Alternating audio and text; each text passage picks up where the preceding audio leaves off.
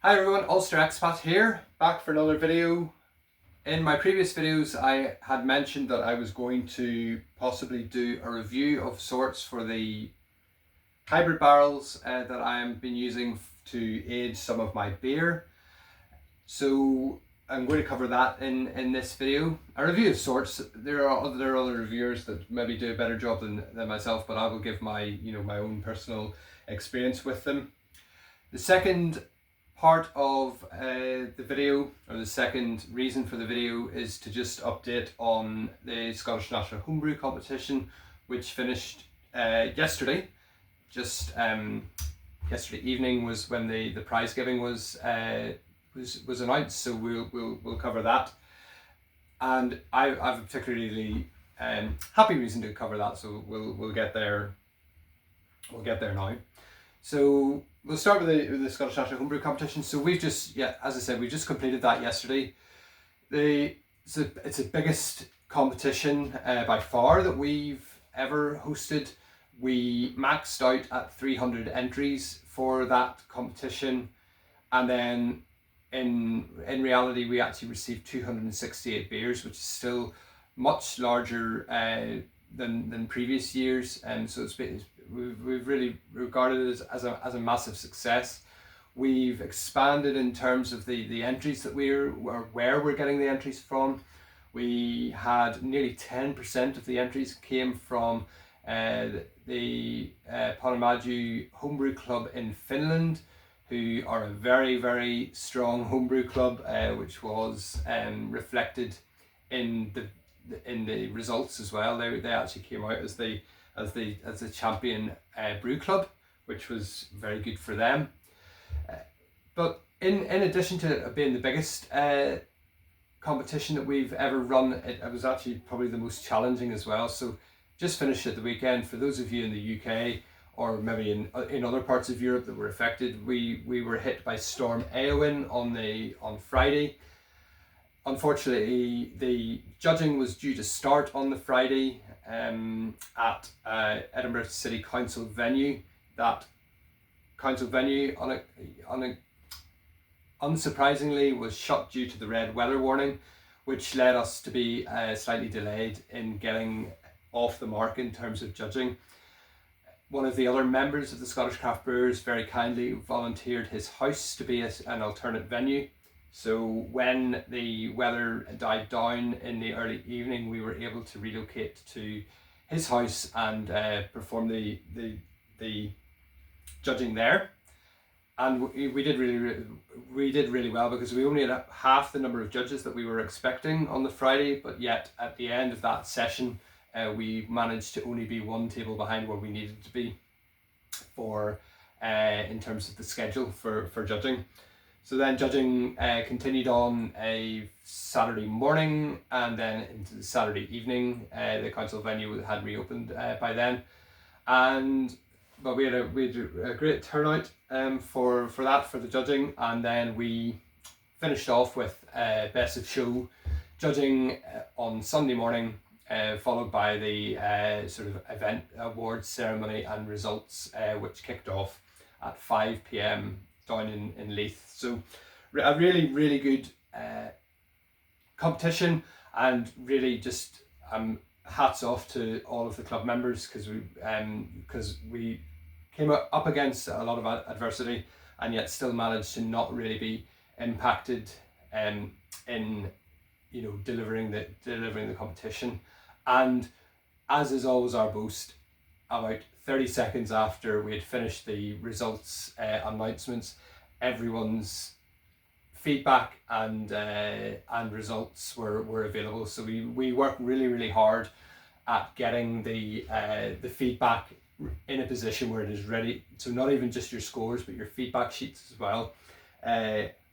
We worked really hard in getting those into a position where we can just push a button, post the final presentation, and then everybody has their feedback, because I know scores and feedback is one of the main drivers that people want to see. They want to see their scores and they want to see what the judges thought. So that was really good. And the cherry on the top of the cake for me was that I actually got my hands on one of our very, very beautiful medals. So I'm just going to bring this closer up so you can see. So it's done in a lovely little presentation case. So I came second on the wood aged and smoked table, and I had a barrel aged old ale in that, which brings me on to the next point. But again, I just want to say, it wouldn't have mattered if I'd been third, first or second. I don't actually think it would have really made that much of a difference to me. I was just so happy to be able to get my hands on one of these. So that's, maybe I need to set my sights higher for next time, but I was really happy that I managed to finally get my hands on it, because I've been trying for a long time. And I mean, I have medalled in other competitions before, but only once previously, and I've entered lots of competitions, so I don't necessarily have the highest success rate, but I was just over the moon to be able to get my hands on one of these finally.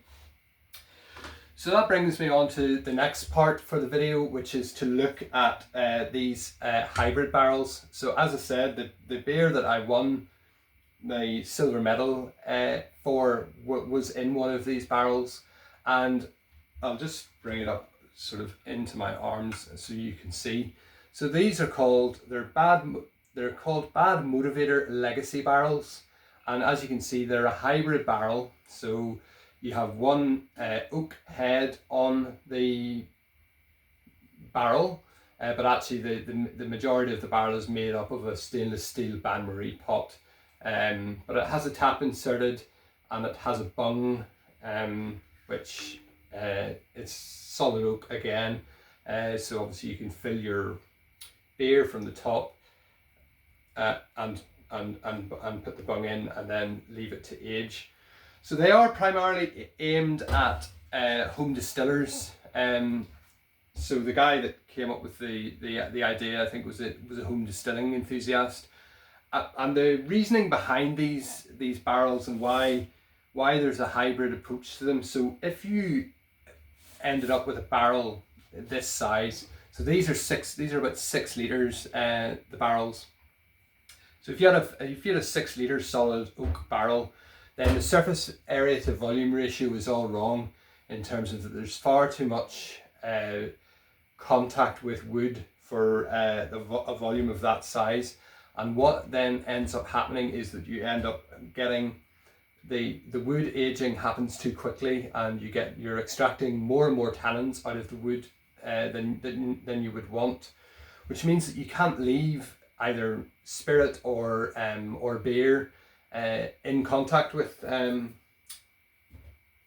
a barrel of this size for any real long periods of time before it begins to extract the unwanted characters of tannins. With only the one side of this container containing the oak, then it lowers that surface area to volume ratio again. So it means that you can age a liquid in these barrels for a lot longer. And then the benefit of that is that you are able to extract some of the positives out of the wood that only come with a long maturation period. So some of the vanillins, some of those sort of more sweeter characteristics that you get out of wood, you're able to get that because you're able to age a beer in one of these for as long as you would do on a normal barrel, or as long as some of the the bigger producers would have their beer in, where they're having their beer in barrels for 6 to 12 to 18 months. So that's the theory behind them. And actually, I'm certainly, from the perspective of the last beer that I put in, which was the first beer that I put in, and it's ended up medaling at a competition. It may have been a fluke, but I haven't had a bad experience with them yet. So that's the barrel there. So in terms of cost, so this is maybe the one downside to these barrels, and not because I don't think that they're worth the money, but just that it's a quality made product, and it's it costs a bit of money. So the exchange rate at the moment for the British pound against the dollar isn't great. So these are sitting at about £120, so 120 British pounds to get one of these. You can reuse them. You can reuse them up to 5 or 6 times before the wood character comes out of them, and then actually when that's the case, you can recharge the wood in terms of you could pour some port or sherry in there, and you could sit it upside down, and you would get a lot contact with the wood with things like sherry or port, and which would then recharge the wood, which you could then extract out of the wood again with another beer.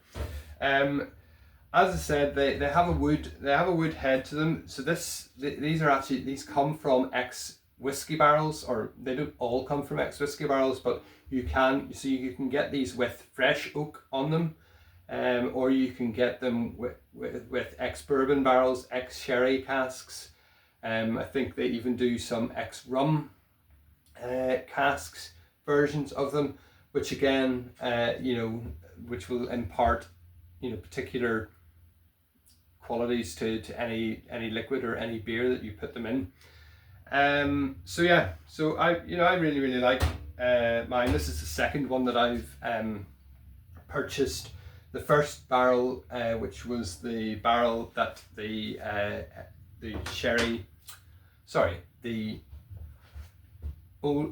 barrel aged old ale was in, I now actually have recharged that with another beer. So it now has a porter, an American smoked porter actually, and that's going to sit there for the next 5 months. It's been in the barrel already for a month, so I'm going to leave it for 6 months, because actually the barrel aged old ale that I scored well on and medalled, some of the feedback I got on that was that actually some of the barrel character was not coming through as strongly as the judges would have liked, and that was in the barrel for about 2.5 months. So I've maybe learnt my lesson a little bit, and because I was scared about getting too much wood in the beer, so I took it out just shy of 3 months, and actually with hindsight, it probably would have benefited from staying in a little bit longer. So that's what I'm going to try and do with this next batch, and see where we go. So that's where I am. More barrel aging adventures to come. In real terms, for this one, I'm going to do something completely different. A lot of us beer lovers are whiskey enthusiasts as well, and I'm a bit of a whiskey enthusiast myself. So I've managed to get myself 6 litres of New Make Spirit, and I'm going to put the New Make Spirit into this barrel here. The barrels are charred actually in the same way as a normal whiskey barrel would be. So I'm going to put the whiskey in there, and I'm going to leave it. And when I say I'm going to leave it, I really am going to leave it, and we're going to be talking years instead of months for this. I'm not sure I'm going to be able to leave it for 10 years, but I'm probably going to try and leave it for 5 or 6.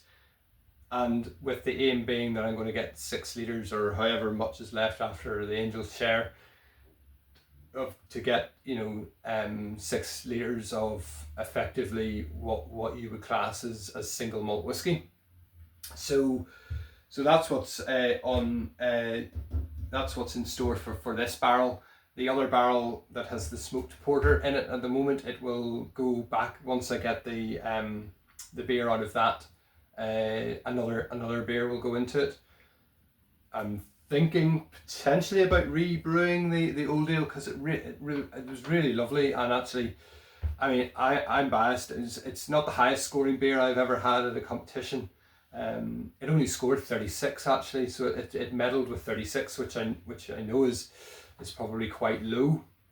But personally for me, I just loved it. I loved it. I love old ales, and I love the end product. So I might be boring and do the same beer again, and then actually maybe try and age it for a little bit longer, or I might try and do something something completely different. So we'll see where we are when it comes to the smoked porter. Isn't due out of the barrel until the height of summer, which is it's not the best time to be drinking a barrel aged smoked beer, but we're at the mercy of the calendar from that perspective. So just reached my 15-minute, or slightly more than my 15-minute limit, so I'll cut it there. So again, just want to say thank you very much for watching.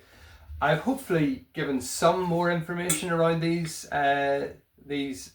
hybrid barrels. There is information online. There are people that do other reviews of them. They actually do a 19-litre version of this, which is, it's a bit more expensive. But they did take some feedback from the homebrewing community and came up with a 19-litre version, which is more suited to the standard homebrewing batch size.